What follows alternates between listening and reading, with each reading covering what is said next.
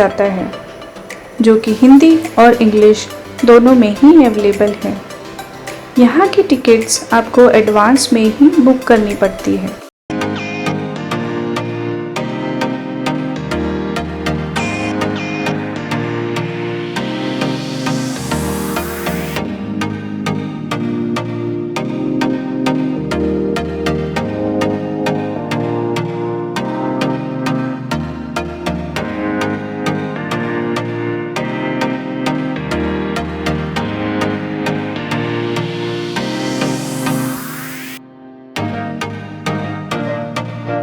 तो सबसे पहले हम चल पड़े हैं कॉन्वर्स कोव बीच की तरफ, जो कि 8 किलोमीटर के डिस्टेंस पर है पोर्ट ब्लेयर से।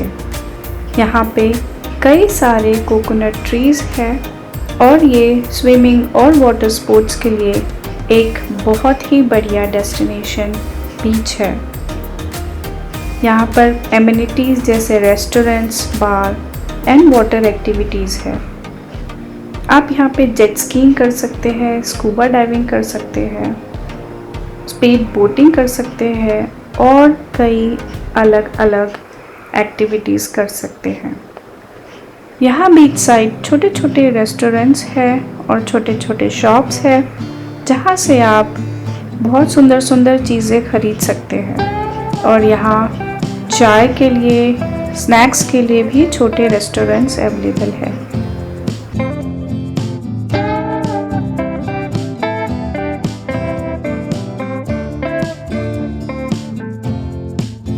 अंडमान आने का बेस्ट टाइमिंग है अक्टूबर से फरवरी के मंथ में। ये यहाँ का पीक सीज़न माना जाता है।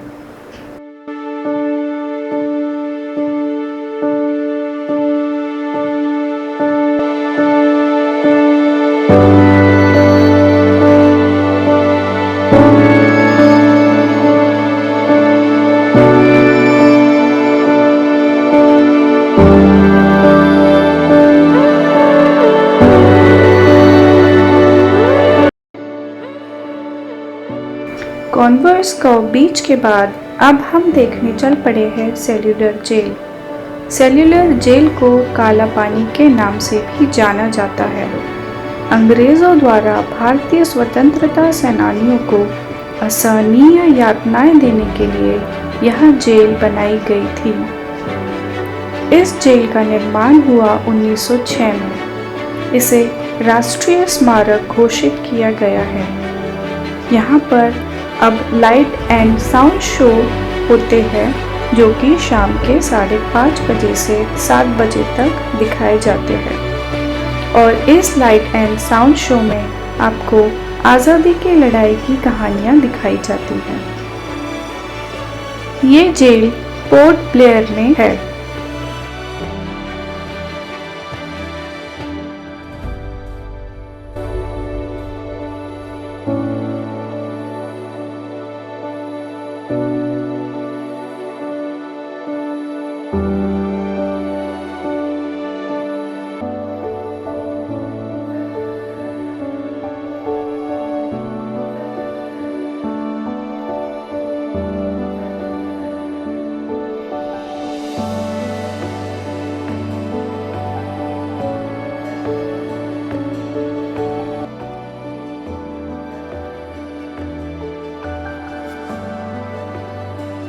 इस जेल में टोटल 7 विंग्स थे, जिसमें 696 कोठरियाँ यानी कि सेल्स थी।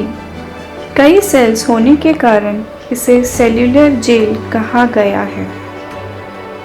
हर एक कोठरी में सिर्फ एक कैदी को रखा जाता था, ताकि कोई एक दूसरे से बात ना कर सके।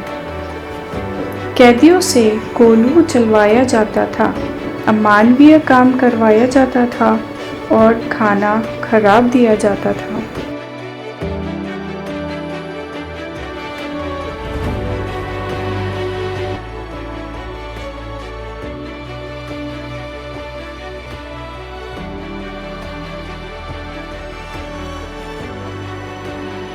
नाइनटीन 1979 में सेल्युलर जेल को राष्ट्रीय स्मारक घोषित किया गया। यहाँ एक म्यूज़ियम और फोटो गैलरी है, जो स्वतंत्रता सेनानियों के बलिदान को दर्शाती है।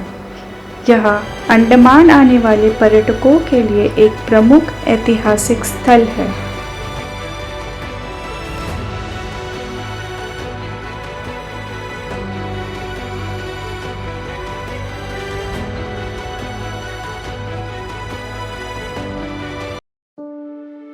काला पानी यानी कि काल पानी।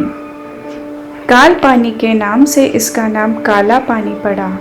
मतलब काल यानी कि यहाँ आने के बाद आप कभी भी वापस जिंदा नहीं जा सकते। आपका काल यानी कि अंत आपको यहाँ खींच लाता है। ये अर्थ हुआ करता था।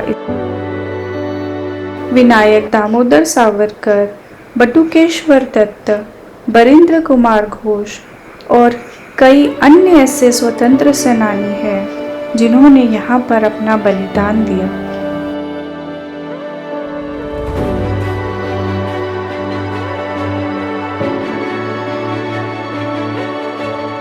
ये वीर विनायक दामोदर सावरकर की सेल हुआ करती थी और उन्हें 50 साल से ज़्यादा की सज़ा सुनाई गई थी। उन्होंने इस जेल में 10 साल बिताए थे।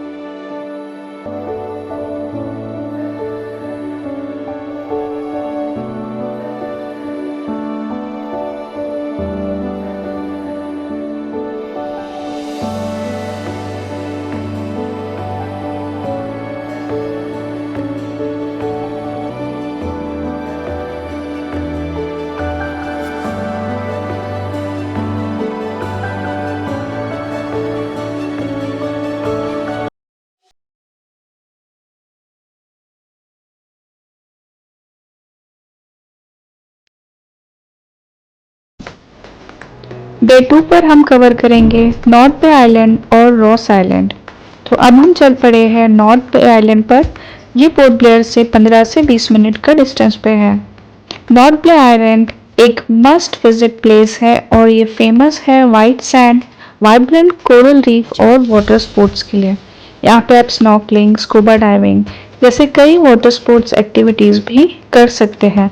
यहाँ का क्लिस्टर क्लियर पानी और कोरल रीफ की वजह से इसे वाटर स्पोर्ट्स पैराडाइज भी कहा जाता है और ये बहुत खूबसूरत आइलैंड है। आपको डेफिनेटली यहाँ आके बहुत अच्छा लगेगा। तो आप नॉर्थ बे आइलैंड अपनी आइटनरी में ज़रूर ऐड करें।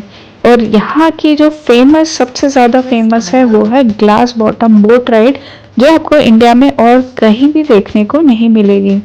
तो लंच में हमने खाया है फिश। यहाँ पे आप लंच भी कर सकते हैं। कई रेस्टोरेंट्स भी अवेलेबल हैं इस आइलैंड पर और वो आपको फिश दिखाते हैं जिसमें से आपको चूज़ करनी होती है आप कौन सी खाना चाहते हैं। तो आप यहाँ पे लंच भी कर सकते हैं।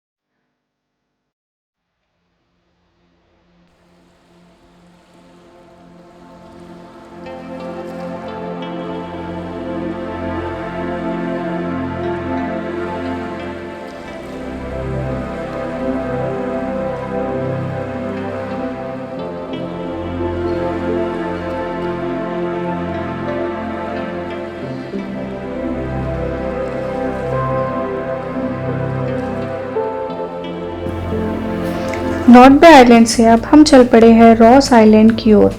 2018 में रॉस आइलैंड का नाम पड़ा नेताजी सुभाष चंद्र बोस आइलैंड। 19वीं सदी में ब्रिटिशर्स इसे पेरिस ऑफ ईस्ट कहा करते थे।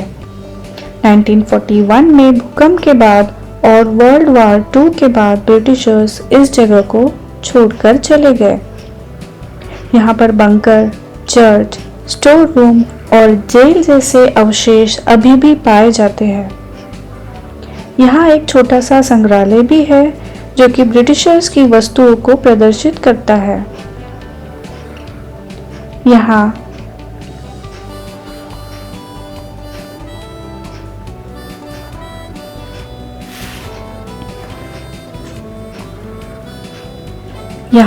बड़ी संख्या में मोर और हिरन पाए जाते हैं। यहाँ के हिरन काफ़ी ह्यूमन फ्रेंडली है क्योंकि वो कई सालों से यहाँ पे इंसानों के साथ रह रहे हैं।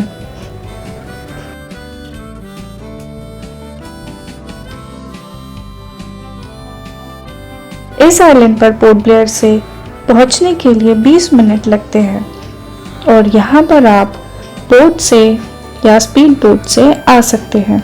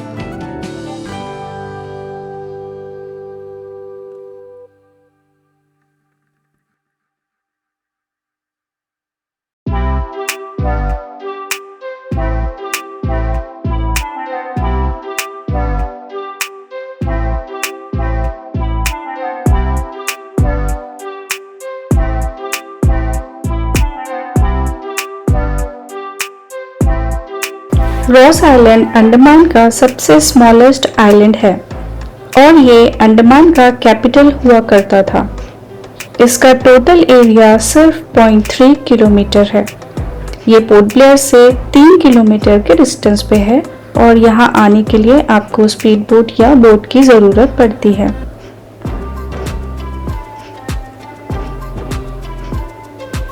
यहाँ पर 2 प्रकार के डियर्स लाए गए थे, हॉक डियर और स्पॉटेड डियर यानी कि डॉटेड डियर।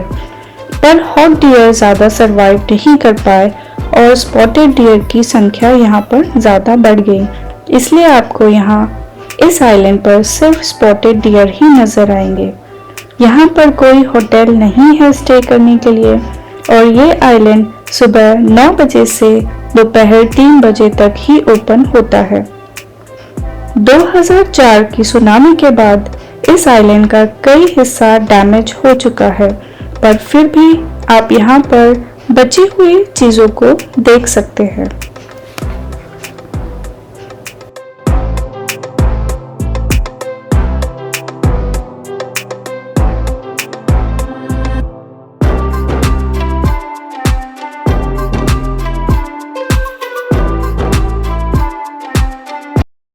नाइनटीन 1979 में इंडियन नेवी ने इस आइलैंड को फिर से ऑक्युपाई कर लिया था।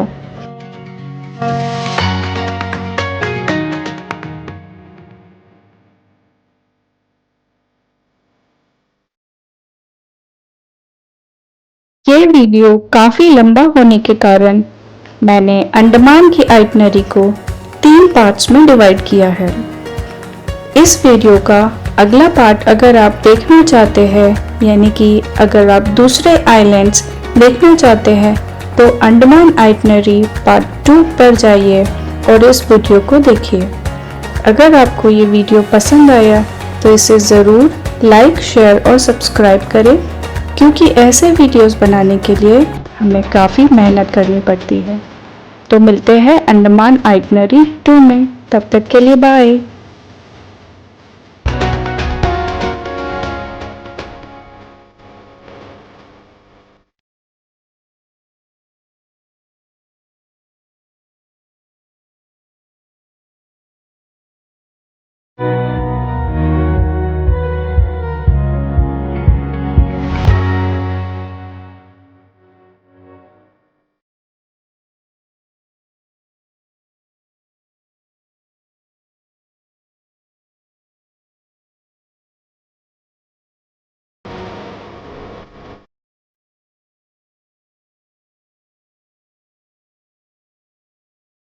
Artlist.io.